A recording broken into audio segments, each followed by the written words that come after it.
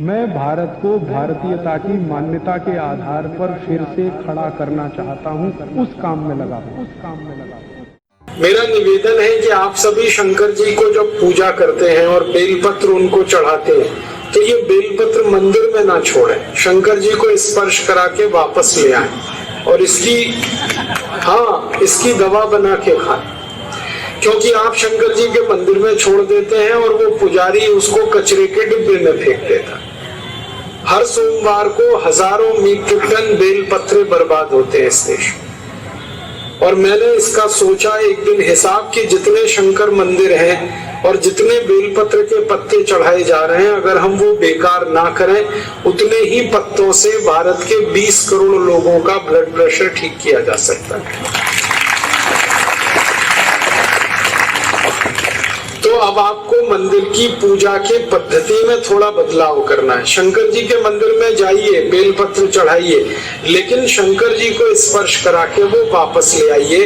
वो शंकर जी का प्रसाद है और उसको आप चबा के खा लीजिए और पीछे से गर्म पानी पी लीजिए, तो आपका मोटापा कम कर देगा, बीपी कम कर देगा, शुगर कम कर देगा, कोलेस्ट्रॉल कम कर देगा, ट्राइग्लिसराइड कम हो जाएंगे। इतनी बीमारी अकेले बेलपत्र से ही हो जाएगी ठीक।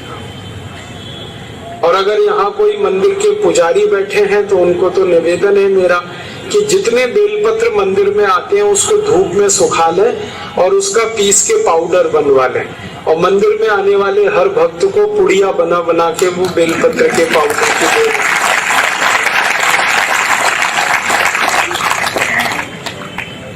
शंकर जी ने ये आपके लिए दिया है। शंकर जी को तो कोई हाई बीपी नहीं है, ना लो बीपी है, ना उनको डायबिटीज है, ना उनको कोलेस्ट्रॉल।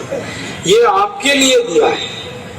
और हमारे शास्त्रों में कहा गया है कि ईश्वर को जो अर्पित होता है वही प्रसाद है, तो बेलपत्र ही प्रसाद है आपके। तो बेलपत्र के 5 पत्ते ले लें, पत्थर में पीस लें, इसकी चटनी बन जाएगी और इसको 1 गिलास पानी में डालकर इतना गर्म करें कि पानी आधा हो जाए, फिर इसको ठंडा करके पिए। ये बेलपत्र के पत्ते का काढ़ा है, इसको आप हर दिन पिएंगे तो हाई ब्लड प्रेशर सबसे जल्दी ठीक होता है।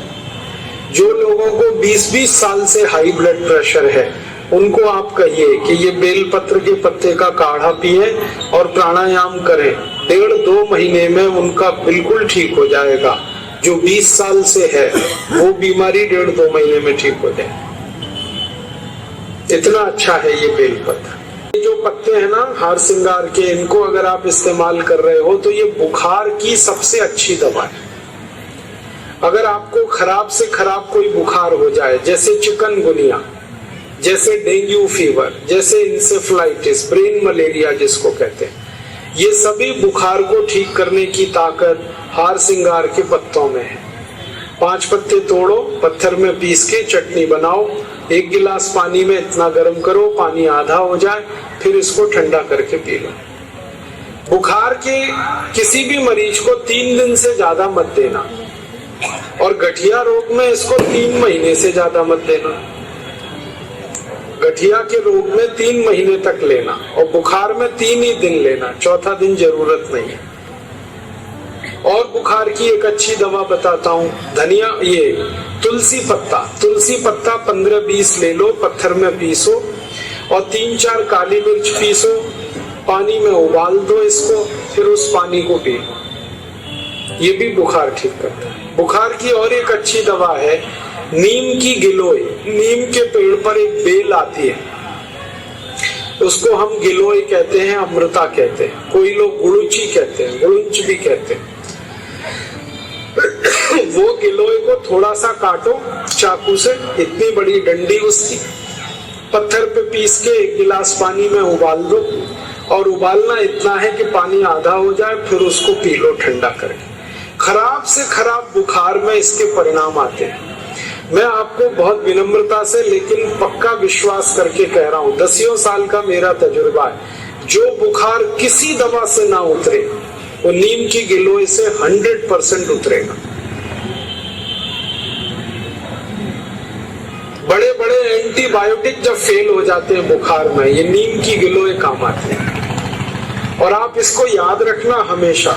कई बार ऐसा होता है कि बुखार जब बहुत गहरा हो जाए तो शरीर में प्लेटलेट्स जो ब्लड में है वो बहुत तेजी से गिरने लगते हैं, WBC कम हो जाते हैं, व्हाइट ब्लड कॉर्पस्कल्स, और मरने की हालत आ जाती है पेशेंट की। उस समय आप अगर ये नीम की गिलोय का काढ़ा दे दें तो मरता हुआ आदमी जिंदा हो जाए।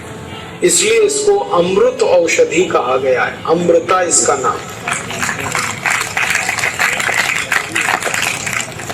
और ये कहीं भी मिल जाती है आसानी से, आप अपने घर में लगा सकते हैं।